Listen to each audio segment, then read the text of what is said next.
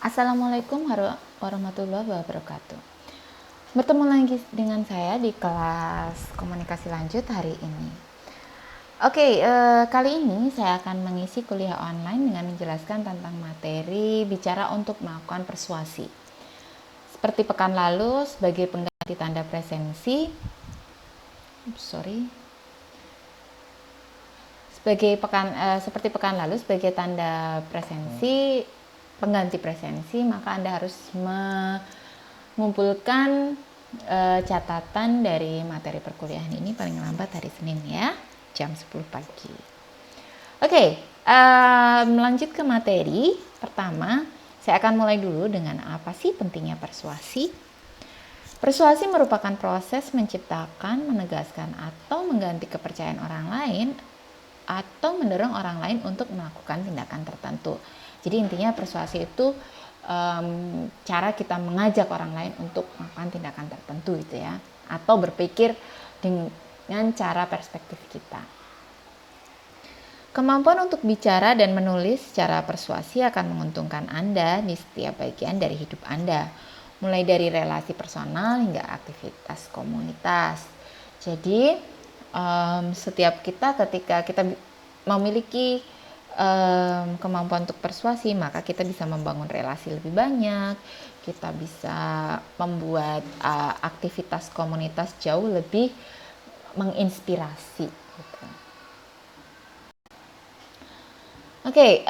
Secara etis sangat penting bagi seorang pembicara bagi pembicara yang persuasif gitu ya, membangun kredibilitasnya ketika berhadapan dengan pendengar mereka.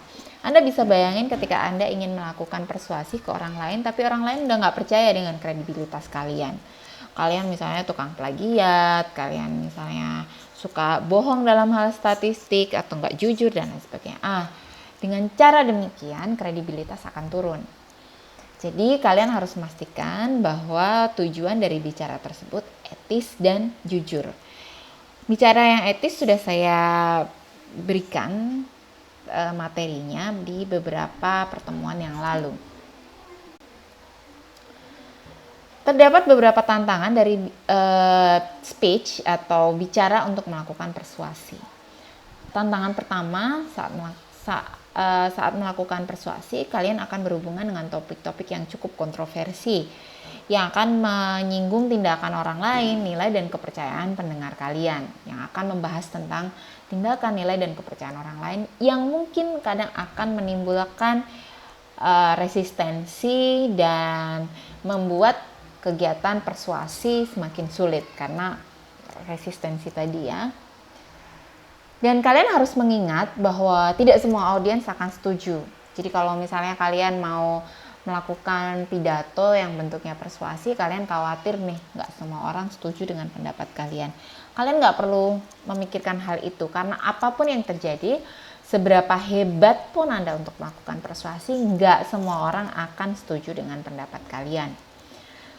Namun, jika terdapat audiens yang berada pada posisi netral atau sedikit saja setuju pada Anda, maka sebenarnya Anda punya kesempatan untuk membuat orang lain menjadi berada di pihak Anda.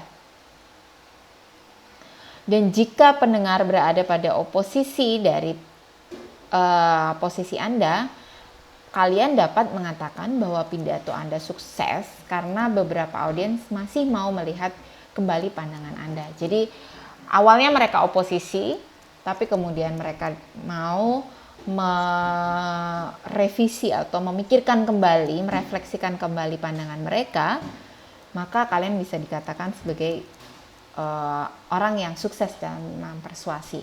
Meskipun pada akhirnya mereka tetap tidak setuju dengan Anda, it's fine gitu ya.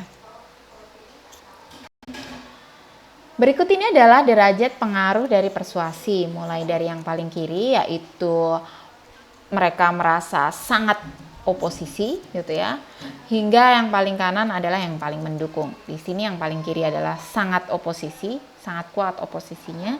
Kemudian ya agak oposisional sedikit, terus bergeser ke kanan lagi. Oposisional tapi masih banyak yang disetujui. kemudian yang tengah adalah netral, dia tidak punya pendapat apapun tentang hal itu. Terus kemudian agak ke kanan, ya agak setuju tapi masih banyak yang nggak setuju. Kemudian masih ke kanan lagi, ya lumayan setuju lah 80%. Dan yang paling kanan adalah 100% menyetujui pendapat Anda. Kemudian bagaimana audiens memproses pesan persuasif? Harus dipahami bahwa pendengar bukan pihak yang pasif yang menerima informasi begitu saja dari orang lain. Saat mendengarkan, audiens akan menilai kredibilitas pembicara dan segala aspeknya. Sehingga kalian harus mulai berpikir bahwa menyampaikan pesan persuasi merupakan dialog yang melibatkan mental dengan audiens. Jadi itu bukan dialog searah, tapi kalian harus memahami bahwa itu dialog dua arah. Sangat memungkinkan ketika Anda berbicara untuk melakukan persuasi, maka dialognya masih ada tanya jawab gitu ya. Oke, salah satu bentuk pesan persuasi adalah ketika kalian berbicara untuk menjawab pertanyaan tentang fakta. Nah, apa itu pertanyaan tentang fakta? Pertanyaan seputar fakta merupakan pertanyaan yang ada jawabannya, jelas masalahnya ada di depan mata kita, dan kita bisa berspekulasi untuk jawabannya. Misal, apa yang terjadi pada perekonomian di Indonesia setelah COVID-19? Itu fakta bahwa akan ada momentum setelah COVID-19. Nggak mungkin kita berhenti di fase ini gitu ya. Pasti ada fase di mana ini semua berakhir dan akan ada gejolak perekonomian. Nah, bagaimana nantinya? Itu pertanyaan fakta dan kita berspekulasi untuk menjawabnya. Tidak ada jawaban pasti dan seorang pembicara harus memiliki posisi atau dia berada pada pendapat tertentu, disebut partisan ya. Mereka memiliki, bukan berarti mereka masuk dalam partai, tapi mereka memiliki posisi, memiliki subjektivitas tertentu. Mereka tidak boleh netral dalam berbicara ini. Dan sehingga seorang pembicara harus mempresentasikan pandangannya sepersuasif mungkin tentang apa yang dia lihat. Biasanya pembicaraan yang pertanyaan seputar tentang fakta ini ditulis secara topically gitu ya. Berikutnya adalah pembicaraan yang menjawab pertanyaan tentang kebijakan. Apa itu pertanyaan tentang kebijakan? Pertanyaan tentang kebijakan biasanya melibatkan keputusan apa yang harus kita lakukan dan apa yang tidak boleh kita lakukan, apa yang seharusnya pemerintah lakukan dan apa yang seharusnya pemerintah tidak putuskan. Misalnya, apakah pemerintah semestinya memperpanjang masa work from home atau dan physical distancing yang masuk dalam PSBB misalnya. Nah, itu pertanyaan tentang kebijakan. Misalnya kita jawab, pemerintah seharusnya memperpanjang masa PSBB selama virus corona masih merebak sangat masif misalnya. Nah, ini adalah salah satu cara persuasi untuk menjawab pertanyaan tentang kebijakan. Nah, ada beberapa tipe yang bisa kita gunakan untuk berbicara dalam menjawab pertanyaan tentang kebijakan. Pertama, bicara untuk mendapatkan persetujuan secara pasif.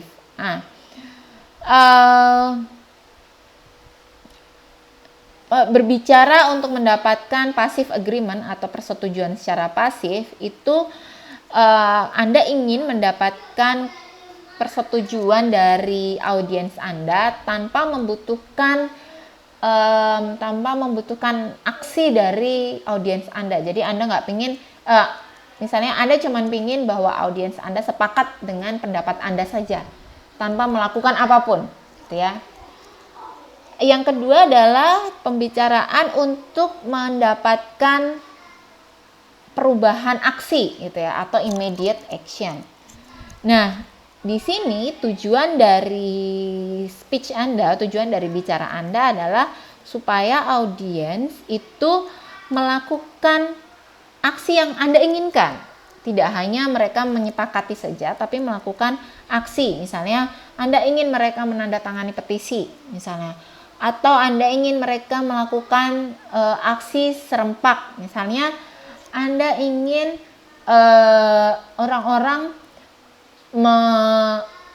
Anda ingin orang-orang aware terhadap kekerasan seksual, dan Anda ingin orang-orang juga menghukum para pelaku kekerasan seksual. Misalnya kasus yang paling hangat ini ada Ibrahim Malik misalnya.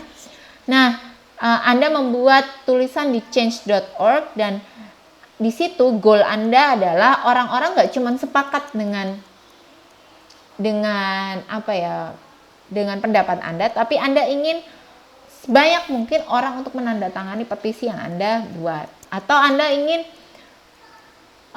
Anda berbicara tentang pentingnya penghijauan kembali di lingkungan masyarakat Anda.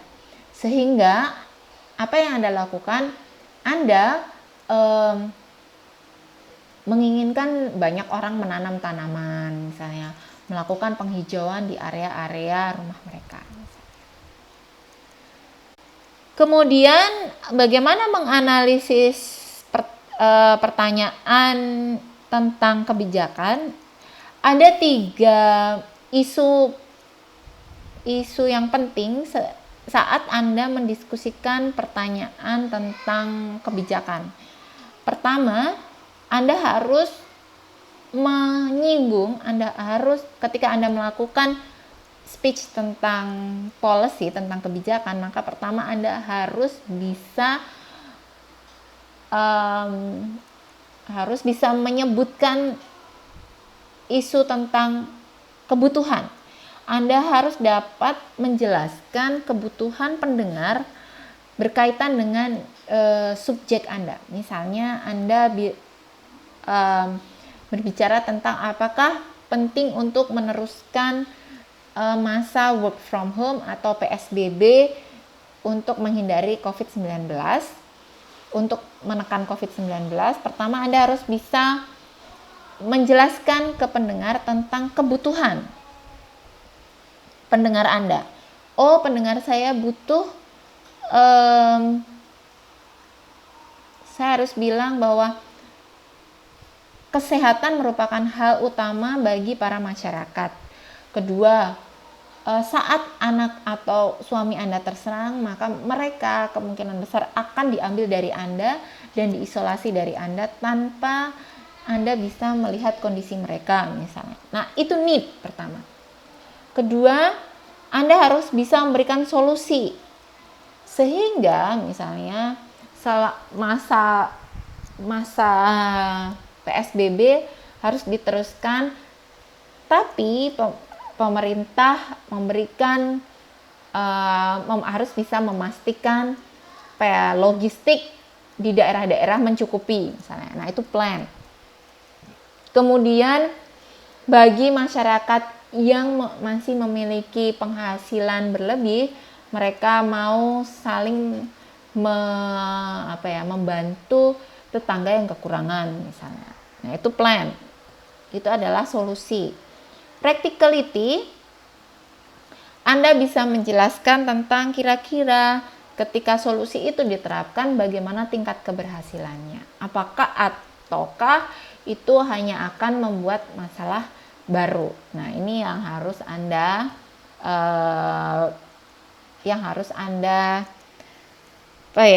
sebutkan secara jujur. Bagaimana menyusun solusi? Tadi yang saya katakan, Anda harus bisa menjelaskan kebutuhan pendengar dan seberapa jauh masalah yang sedang kita hadapi. Itu yang pertama. Yang kedua, Anda harus menjelaskan rencana Anda untuk menyelesaikan masalah dan memperlihatkan seberapa efektif solusi tersebut dan seberapa mudah ia diterapkan.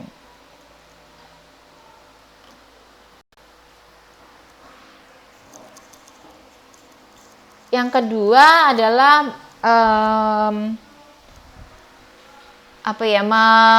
berbicara dengan urutan problem cause solution order atau masalah dan penyebab dan solusi secara berurutan. Nah, di sini problem cause solution order itu Anda akan berbicara pertama mengidentifikasi dulu masalah yang akan Anda bicarakan. Kedua, menganalisis apa penyebab dari masalah itu. Kemudian yang ketiga, mempresentasikan solusi.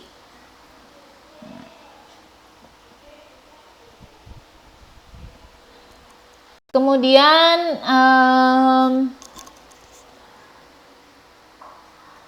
ada lagi ketika Anda menjelaskan tentang policy, yaitu dengan cara pengaturannya dengan menyampaikan comparative advantages order atau keuntungan ya secara komparatif, dan itu diterapkan dengan cara pertama kalian harus bisa menyusun pembicaraan kalian dibandingkan antara advantages dan disadvantages-nya gitu ya. Jadi Anda ketika berbicara Anda harus bisa membandingkan apa keuntungan dan resiko dari solusi yang Anda tawarkan. Kedua, Anda harus menyebutkan dalam pembicaraan Anda tentang keuntungan, setiap main point dari keuntungan itu, dan kenapa solusi dari Anda itu lebih menguntungkan dibandingkan dari solusi yang lain. Misalnya tadi ketika kita berbicara tentang PSBB, apa keuntungan dan kerugiannya. Misalnya keuntungannya Anda semakin setiap elemen masyarakat akan semakin kecil kemungkinan terpapar, dan resikonya apa? Resikonya perekonomian yang lamban, laju perekonomian yang lamban. Nah, tapi Anda harus bisa nih menjelaskan secara lebih rinci ketika resiko penularan atau paparan virus yang semakin lamban nih, resiko apa, keuntungannya itu apa saja. Nah, itu yang kedua. Berikutnya adalah ini yang terakhir, ada Monroe's motivated sequences, atau ketika kita berbicara berdasarkan susunannya si Monroe gitu ya. Ada 5 tahap yang harus dijalani dalam psikologi persuasi. Pertama, Anda harus bisa mendapatkan atensi atau perhatian dari audiens kalian dengan menggunakan satu atau lebih metode. Misalnya bisa tanya jawab, memakai bantuan visual, atau apapun metode yang Anda pakai untuk mendapatkan atensi. Kedua, Anda merasa bahwa kalian harus bisa menunjukkan bahwa audiens kalian itu butuh perubahan. Kalian harus bisa menunjukkan bahwa masalah ini tuh serius dan masalah ini tuh butuh penyelesaian gitu. Jadi Anda harus bisa menempatkan apa sih kebutuhan audiens atau pendengar kalian. Berikutnya, di point satisfaction, setelah kalian bisa memunculkan kebutuhan dari audiens gitu ya, kesadaran audiens akan kebutuhannya, kalian harus bisa menyampaikan solusi dari masalah itu. Kemudian Anda harus bisa memvisualisasikan tentang masalah tentang rencana kalian atas solusi itu, kemudian memunculkan apa keuntungan dari rencana kalian, dan terakhir adalah action. Action adalah kalian berharap bahwa ini harus segera dilakukan, ini harus segera dijalani. Jadi misalnya ada 5 step ketika Anda mengatakan bahwa PSBB harus tetap dilakukan sampai tidak ada kasus baru lagi untuk corona misalnya. Nah, Anda harus bisa mendapatkan perhatian dulu dengan memunculkan banyak korban, dengan memunculkan banyak sekali masalah-masalah kesehatan. Kedua, Anda memunculkan bahwa kenapa setiap orang harus butuh untuk sehat gitu ya. Kenapa setiap orang butuh untuk tidak terpapar dari penyakit. Kemudian ketiga, Anda menjelaskan solusi kalian, maka misalnya kalian merasa bahwa berdiam diri di rumah, mengurangi aktivitas publik itu sangat penting. Terus kemudian kalian bisa memvisualisasikan apa itu mengurangi aktivitas publik. Misalnya Anda bicara mengurangi bertemu dengan relatif ketika tidak benar-benar butuh dan lain sebagainya. Action, Anda berharap mereka setelah mendengarkan penjelasan Anda, maka mereka benar-benar mengurangi kegiatan-kegiatan di luar rumah. Oke, dari sini saya berharap teman-teman jelas gitu ya. Dan saya akan dan setelah ini 2 minggu saya akan off dari perkuliahan, maka saya akan mulai lagi perkuliahan di pekan depan, awal Juni. Saya ucapkan selamat Idul Fitri bagi teman-teman semua. Saya mohon maaf lahir batin jika ada banyak kesalahan dalam proses belajar mengajar. Oke, sekian, wassalamualaikum warahmatullahi wabarakatuh.